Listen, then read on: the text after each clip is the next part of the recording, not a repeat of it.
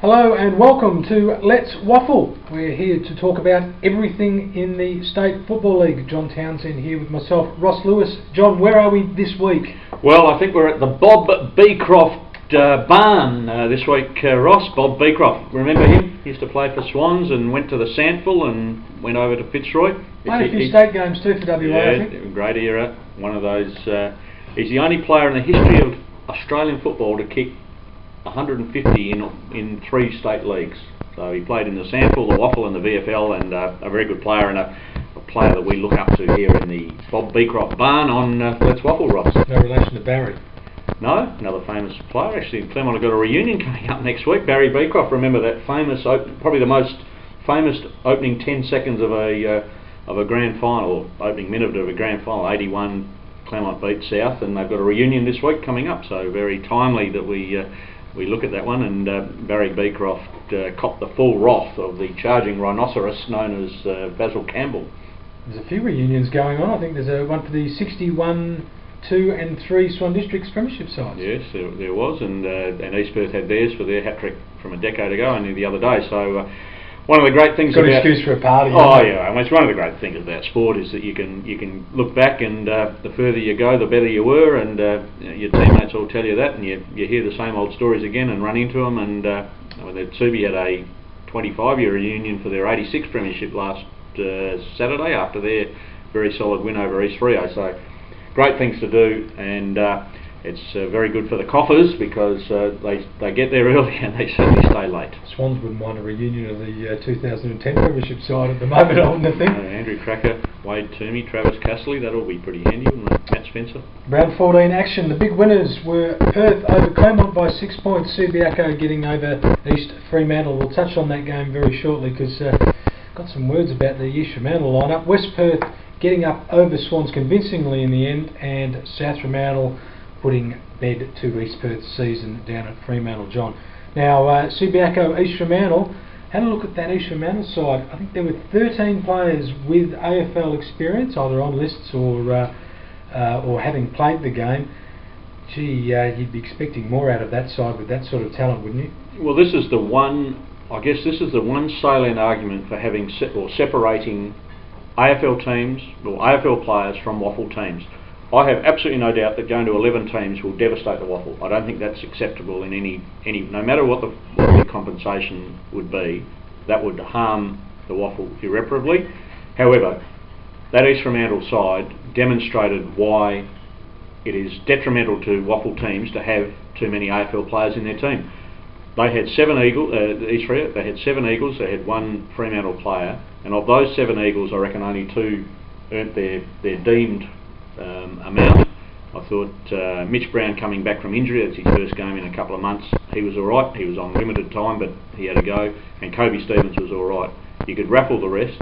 There were blokes there who, and you know, this is not necessarily blaming them, but there were a couple who were pretty ordinary performers on the day. It is clear that their priority is not to win the game. They've got a different priority to the majority of the team, and that's not through any fault of their own.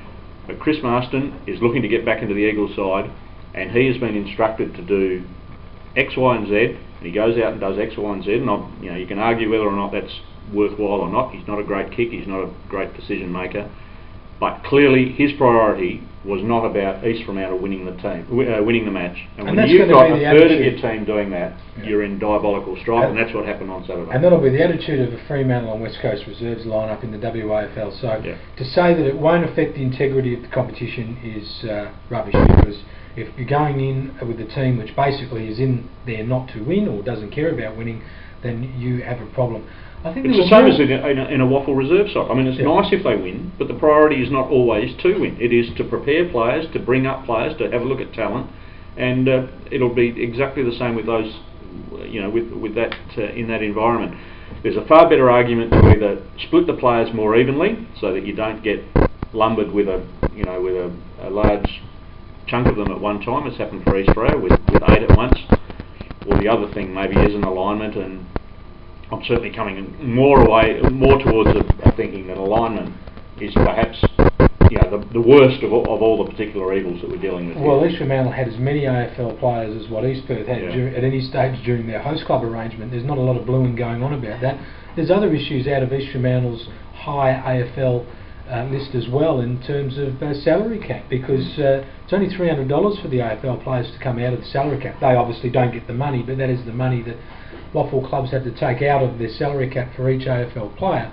Gee, it leaves a little bit in the kitty for blokes that you really want to pay if you're playing up to 7 or 8 AFL players per week. Yeah, no doubt about it. I mean, when the AFL clubs put up their proposal, they pointed to some inequities in it, and you know that was one of the things that they identified. They want to equalise the competition. That's a bit hypocritical, like, you know, in some ways, because they could equalise the competition in the next 5 minutes if they want to. If every one of them said, right, we're going to put 3 of our players at every club, that would equalise it to their satisfaction according to their proposal. They haven't done it, so clearly they don't think it's a priority. But the salary cap is, you know, that's clearly an issue, and in some ways it's brought this matter to a head. There's some issues that need to be addressed, I guess.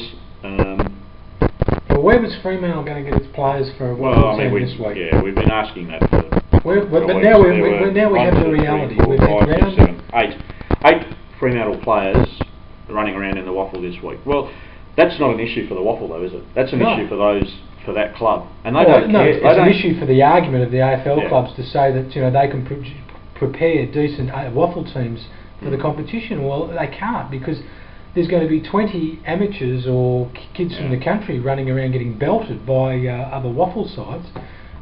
We now have the practicality. We've hit round 15. This is going to happen every year with either Fremantle or West Coast. 14 players of the West Coast had, and they've been going pretty well, haven't they? They've pretty much got a full list. They haven't got too many injuries at the moment.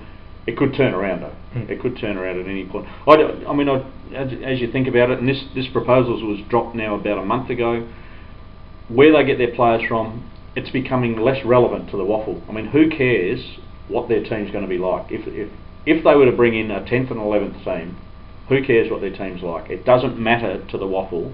What it clearly does, it provides 2 pretty easy. In many weeks there'll be 2 teams that are going to get beaten pretty comfortably. But that's a problem for the AFL clubs. It's not necessarily a problem for the WAFL. If they get 10 fat blokes from Ben Coven, well, that's their issue. Or Muck and Wood. No, you wouldn't. Would you play a game in Muck and Wood? I wouldn't have thought so, Ross. I'll tell you what, this is just one up my sleeve. There's another country game being talked about at the moment on a ground that I reckon is about on par with Muck and Wood. It's got a cricket pitch in the middle of it, hasn't it? Yeah, there's a bit of water to go under the bridge for that one, but don't be surprised if there's a late fixture change later in the season.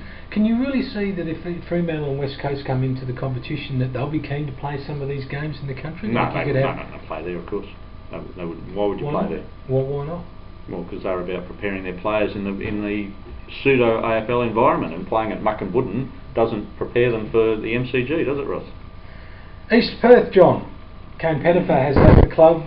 Graham Polak, his career is probably very close to over because of his head injuries. Zach Beck walked out on the club, or left the club earlier this season, claiming work commitments preventing him from putting in his full preparation. David Wirapunda lasted 2 matches last year for East Perth. Jason Rowe lasted a handful of matches before he disappeared off the face of the earth. East Perth have wasted... Andrew Lovett, that's right, that's one we forgot. East Perth have wasted a fortune on these players who have really not provided... Polak's case is probably a different set of circumstances, but they just haven't provided the goods for East Perth. Should East Perth have just worried about their own backyard? I think... I mean, I haven't got this absolutely gospel from them, but you'd presume that their thinking has been they've got some young kids, they're trying to develop them, and they need a reasonable structure to build around, and that's why you need some senior players. Their choices have been ordinary. Their motivations of the players has been pretty ordinary. I'm not sure what David Wirapunda was doing last year. He's still around though, so that's Reynolds a positive. Was around at the start of last season too. There's another one who's vanished. Pettifer's gone. Left before June 30 because obviously if you're going to play somewhere else you need to get a clearance, and I suggest that East Perth might give him 2 clearances if just in case he loses the first one. Had a very, very ordinary match against Subiaco a couple of weeks ago, which is his last game for the club. Was almost on a par with a couple of the East Fremantle blokes running around on Saturday. But something's happened there. I mean, they've had a bit of a clean out. They've had a player on the sidelines because of drugs, and I think I understand that his B sample has returned a positive, so he will, in due course, he'll go to the tribunal and cop his whack.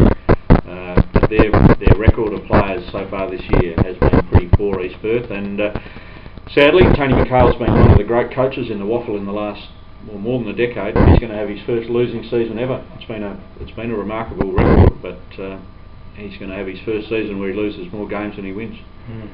Well, that's the end of first part of Let's Waffle. We're looking at round 15. We'll be back after the break with more on the State League.